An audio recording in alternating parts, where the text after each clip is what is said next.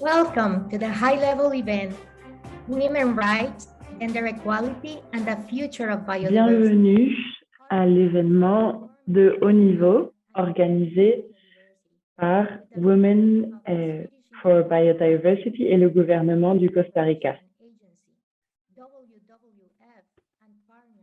qui est aussi soutenu par WWF, SIDA, l'UICN, le Haut Comité pour les droits de l'homme, la Fondation Ambiente y Recursos Naturales et International Women's Rights Watch Asia Pacific. Mon nom est Pamela Castillo. Je dirige le secrétariat technique pour la parité de genre au Costa Rica et j'ai aujourd'hui l'honneur de co-modérer ce grand événement avec Maya Ayakama, présentatrice principale pour BBC Afrique. Nous allons avoir l'interprétation dans différents langages aujourd'hui, donc en anglais, en espagnol, en chinois, en russe, en arabe, en français et en langage des signes. Donc vous pouvez choisir le langage de votre préférence en utilisant le signe en forme de globe en bas de votre écran. Vous pouvez aussi vous renommer en indiquant votre nom, votre pays. Et si vous posez des questions, vous pouvez les faire dans le chat. Aujourd'hui, l'humanité fait face à des crises qui sont interconnectées, de santé, de climat, de biodiversité et aussi une crise socio-économique. Cette réalité nous demande de réfléchir de façon urgente sur le modèle actuel de développement économique, ses impacts sur la nature et sur les impacts sociaux qu'il cause. Mais nous ne pouvons pas seulement réfléchir. Il est aussi temps de prendre des décisions, de générer des solutions et de mettre en place différentes actions pour promouvoir un leadership collaboratif et mettre la nature et les droits humains au centre de l'agenda de développement. Pour mettre cela en place, nous avons besoin de designer et de mettre en place des solutions innovantes qui contribuent à faire face aux fossés structurels qui sont aggravés par les effets de la pandémie, et cela sans laisser personne derrière. À cet effet, le cadre global pour la biodiversité pour l'après 2020 représente une opportunité non seulement de reconnaître la contribution historique des femmes à la conservation et à l'utilisation soutenable de la biodiversité, mais aussi de se mettre d'accord sur des actions concrètes qui vont accélérer l'inclusion des femmes et des filles comme dirigeantes pour proposer des solutions environnementales pour une réactivation économique inclusive et équitable. Les défis sont complexes et demandent un réel engagement de toutes les parties prenantes. C'est pourquoi les objectifs principaux de cet événement sont d'apporter une introduction sur le genre et sur les liens avec l'environnement, de mettre en avant l'importance d'inclure des actions qui intègrent le genre dans les espaces de politique environnementale, en particulier dans le cadre post-2020, d'inspirer les femmes qui travaillent dans ce champ et d'accroître leur visibilité, d'inspirer le public et le secteur privé, ainsi que ses leaders et les financeurs pour investir dans les solutions fondées sur la nature et soutenir les initiatives qui soutiennent les femmes. Nous avons l'honneur d'avoir la participation aujourd'hui de plusieurs personnes très importantes.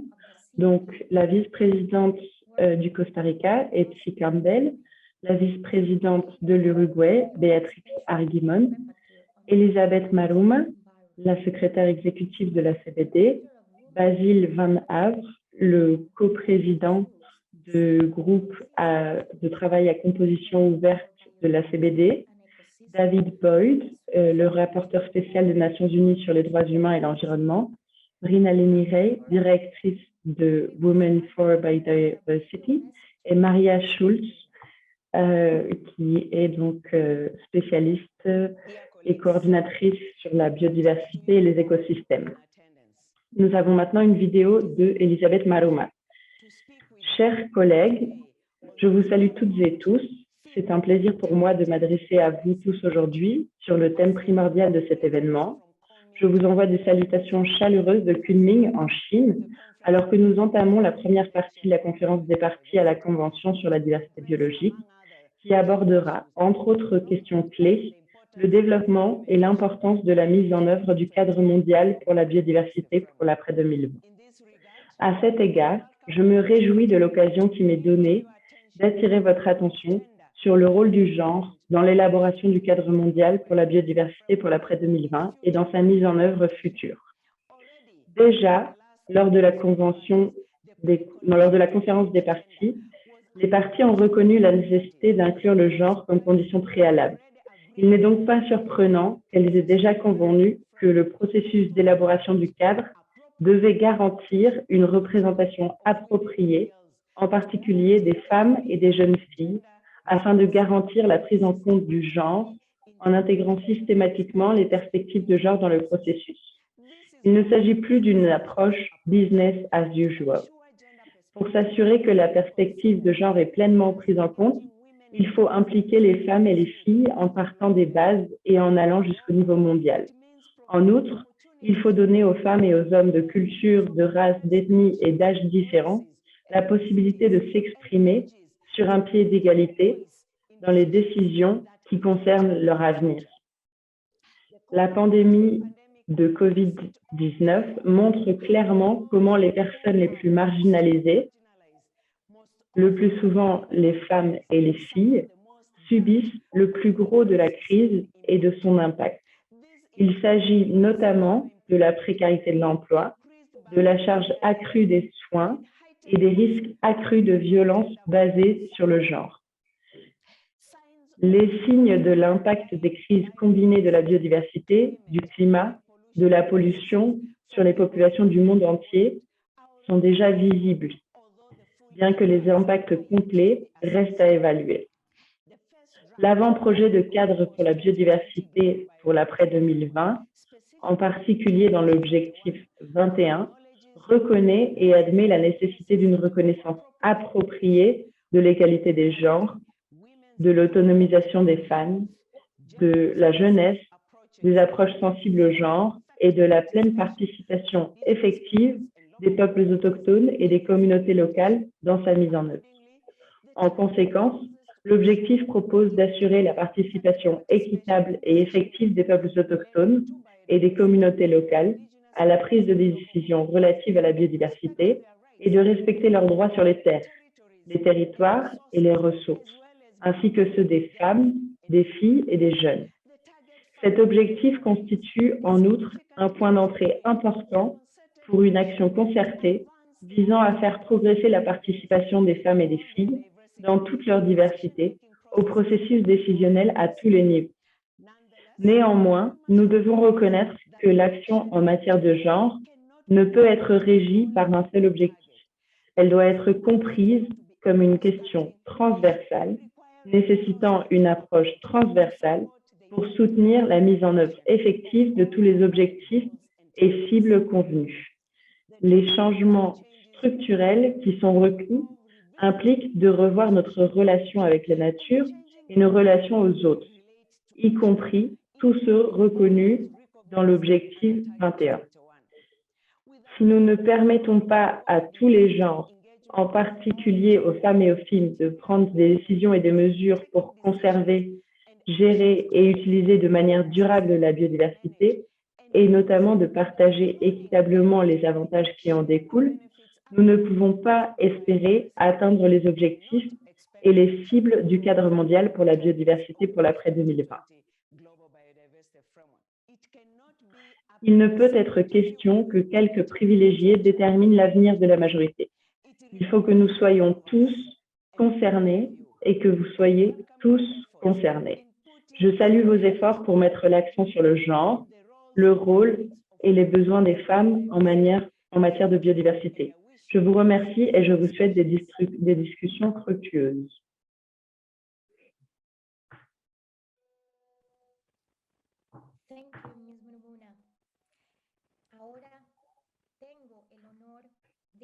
Merci, Madame Maruma.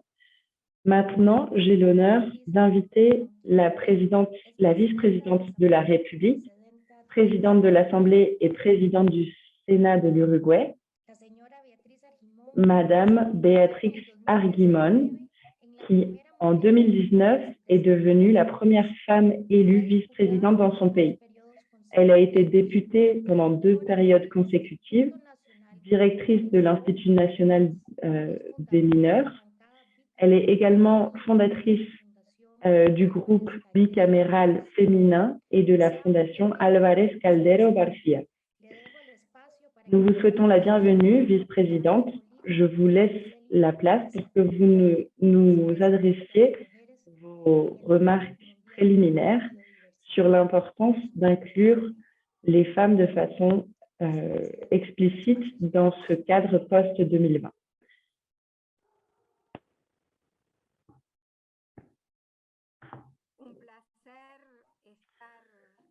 C'est un plaisir de participer à cette conférence à laquelle je donne une grande importance. Je voudrais d'abord remercier les personnes qui l'ont organisée parce que des efforts de ce type pour montrer certains aspects sont vraiment incroyables. C'est vraiment important de remercier toutes les personnes disposées à organiser ce type d'espace pour avoir l'opportunité d'avoir ces échanges. Alors, après les avoir remerciés et les avoir tous salués, je voudrais d'abord manifester mon engagement sur tout ce qui est lié avec l'interprétation nécessaire qu'il ne peut y avoir d'action liée à la biodiversité ou avec notre propre vie, notre environnement. Est-ce qu'on veut laisser aux générations futures sans l'intervention directe des femmes et des filles? La vérité, c'est que à l'heure actuelle, après tous les efforts de la communauté internationale pour non seulement avoir la clarté sur le fait que la Déclaration des droits humains ne peut être interprétée que d'une façon, qui est l'égalité entre les genres,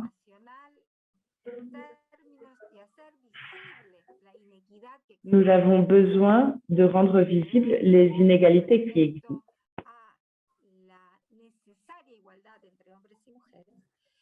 Et la nécessaire égalité entre les hommes et les femmes. Et à l'heure actuelle, il est inadmissible qu'on prenne des mesures sur tout ce qui a à voir avec le soin de la biodiversité et de l'environnement sans le leadership des femmes.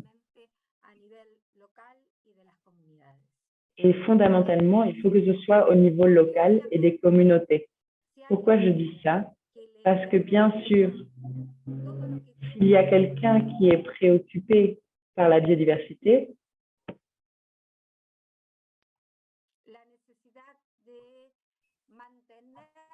par la nécessité de maintenir ce rôle d'éducation que les femmes nous avons dans nos sociétés, c'est précisément qu'il faut se concentrer sur le sujet du futur.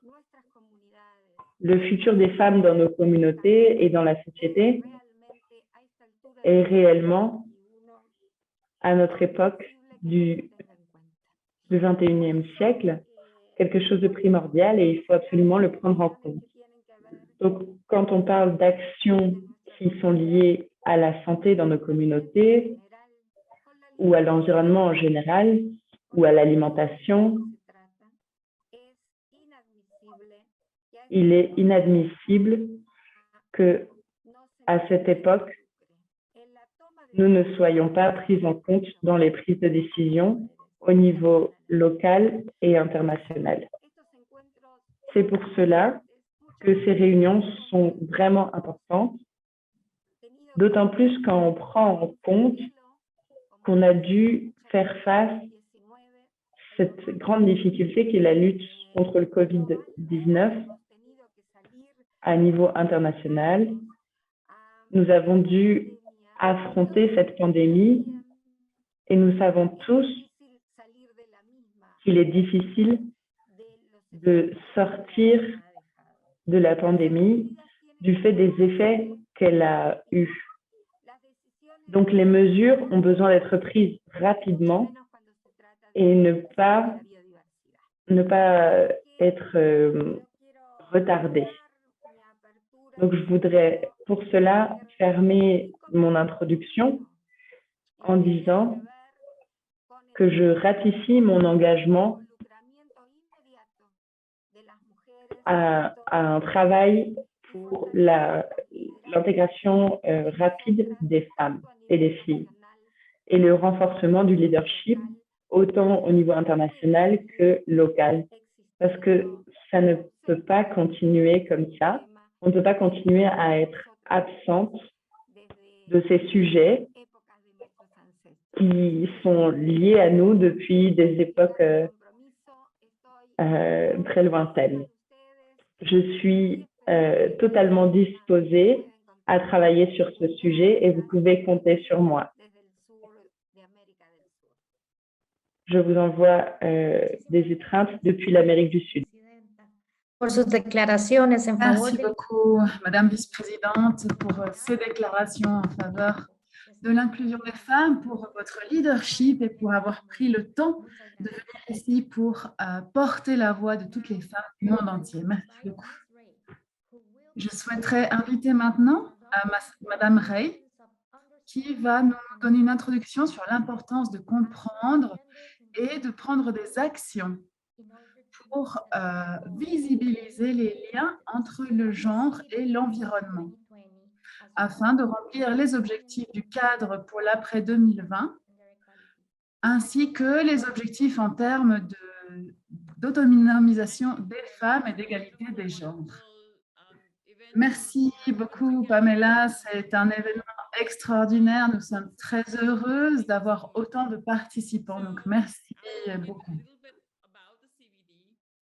Je souhaiterais commencer par quelques mots sur l'ACDB et sur son lien avec le genre. Donc, la Convention sur la diversité biologique et son texte préambule reconnaît le rôle fondamental des femmes dans le thème de la conservation et de la biodiversité.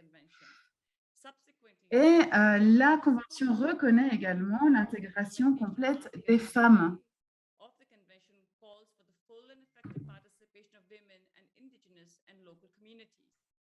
L'article 8 parle de l'intégration des peuples autochtones ainsi que des femmes et a fait un appel à intégrer pleinement les femmes, principalement des femmes autochtones et des communautés locales. La CDB a également adopté lors des conventions de Rio le plan d'action sur le genre en 2008.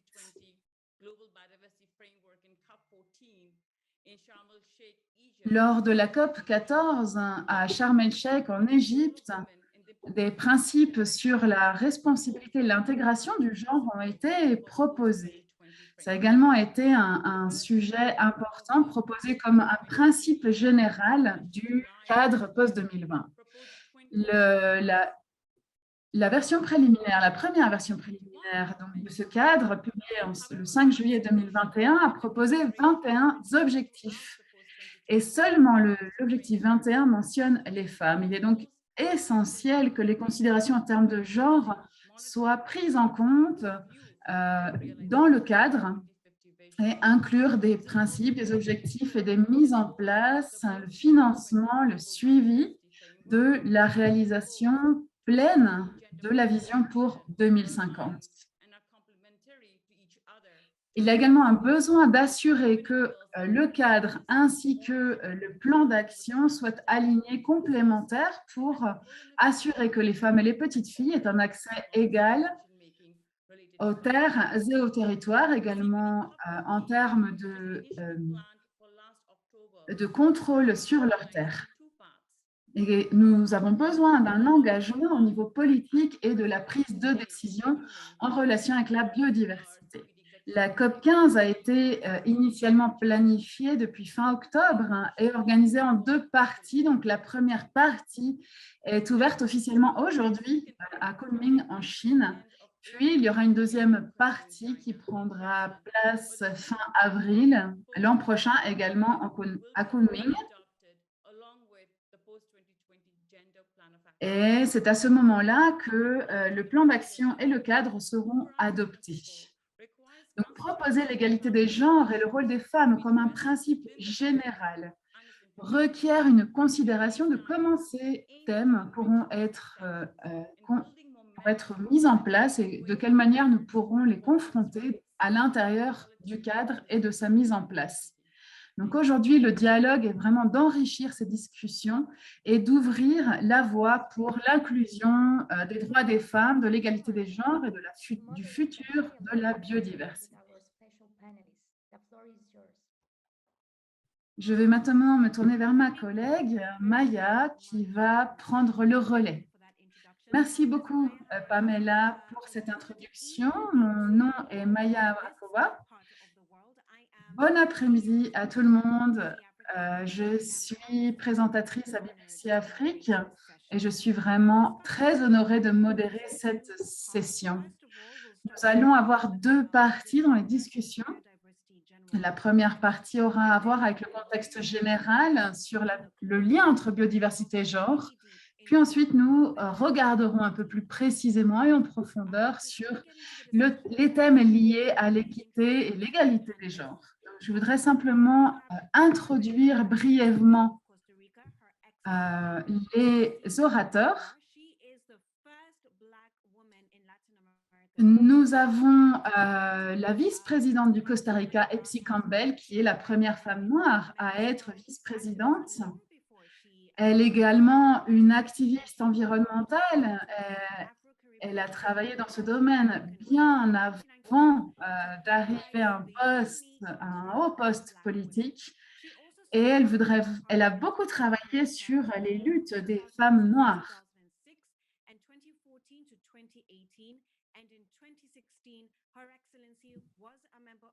En 2016, elle fait partie du panel de la CDB sur l'Amérique latine et les Caraïbes, en travaillant sur le thème du bien-être au-delà des revenus. Donc, la vice-présidente Campbell est très intéressée sur les thèmes des droits des femmes, principalement en Amérique latine et aux Caraïbes, dans le thème du développement. Merci beaucoup d'être ici avec nous aujourd'hui.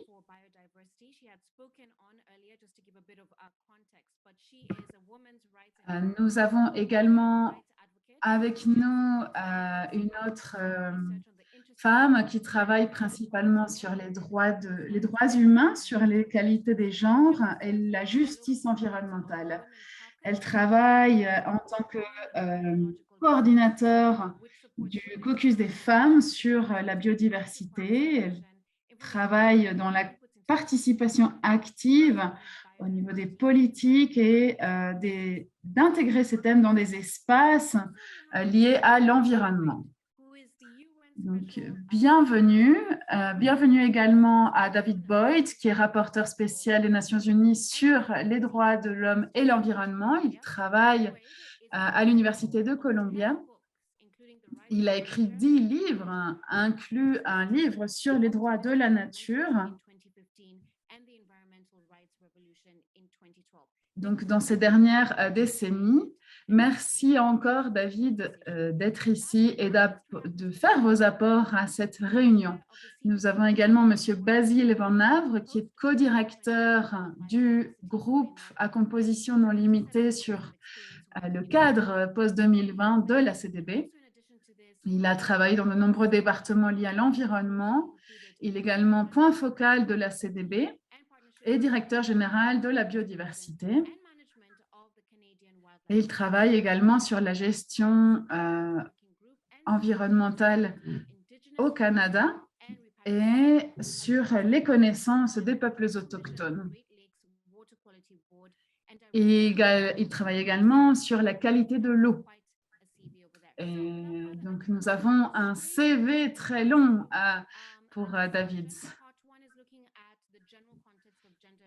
Donc, nous allons d'abord regarder au contexte général sur la biodiversité et le genre. Pour ceux qui peut-être ne savent pas ce qu'est le cadre post-2020 de la CDB,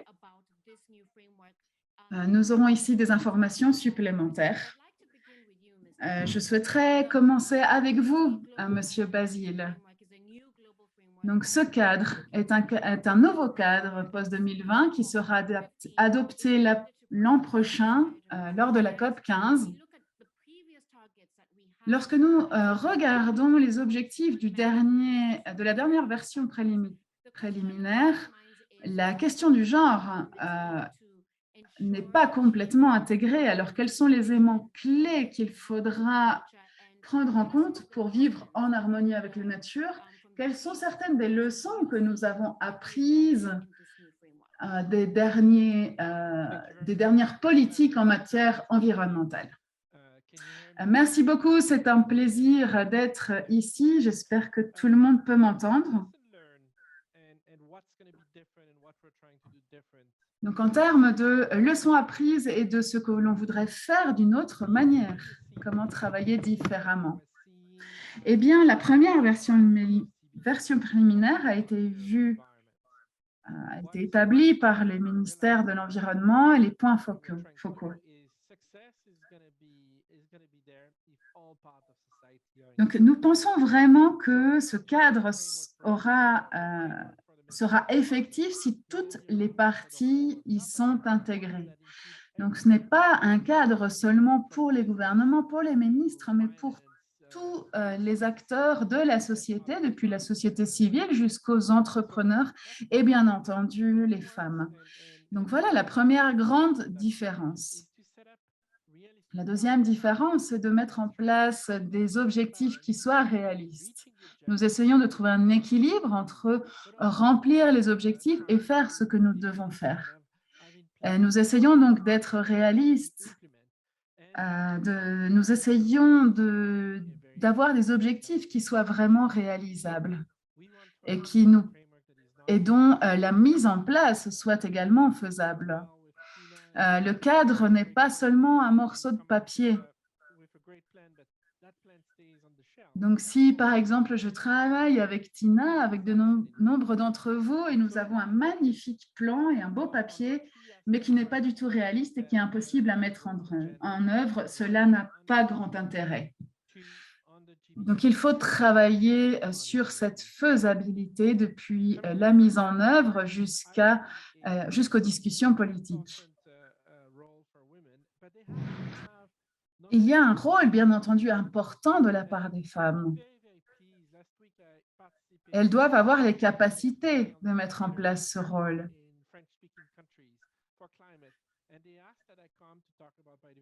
De nombreuses femmes m'ont demandé de venir parler de la biodiversité. Et en tant qu'institution, nous avons parfois du mal à faire les liens entre le genre et la biodiversité, mais de nombreuses personnes y ont déjà largement réfléchi. Nous devons donc inclure la société et toutes ces personnes qui ont déjà cette vision. Nous devons également, et je pense d'ailleurs que nous avons fait des progrès là-dessus, principalement au sein de la CDB. Et nous allons continuer ce travail, nous allons approfondir ces réussites.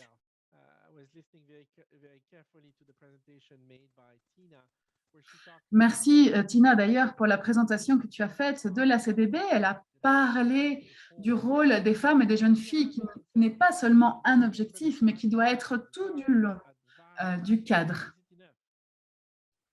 Ce n'est pas suffisant de les mentionner dans un seul objectif. Donc, bien entendu, nous essayons de faire de notre mieux, mais nous espérons que vous, ici présentes, nous aidions à voir de quelle manière nous pouvons intégrer d'une meilleure manière les femmes et les jeunes filles. Et ensuite, de quelle manière traduire ces objectifs dans des plans d'action qui permettent aux femmes et à tous les genres en général d'être pleinement inclus.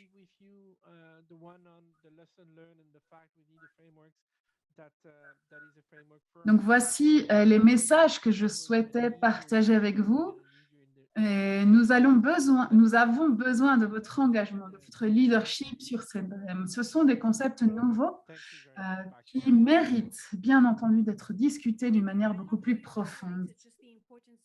Merci beaucoup. Merci d'avoir souligné ce point sur des objectifs réalistes et de quelle manière les mettre en place. Sinon, c'est simplement un morceau de papier, ce que nous essayons justement d'éviter. Je souhaite passer la parole maintenant à notre prochain intervenant, M. Boyd. Comment décririez-vous le lien entre les droits des femmes, l'équité des genres et la biodiversité? De quelle manière ces trois thèmes sont liés? Merci d'abord, merci pour cette invitation. Je suis vraiment très honorée. Je sais que c'est un point vital.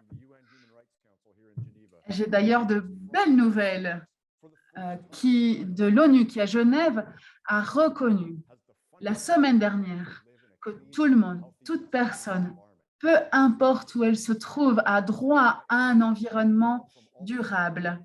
Et cela inclut les femmes dans le monde entier. Merci d'ailleurs aux ambassadrices du Costa Rica, de la Slovénie,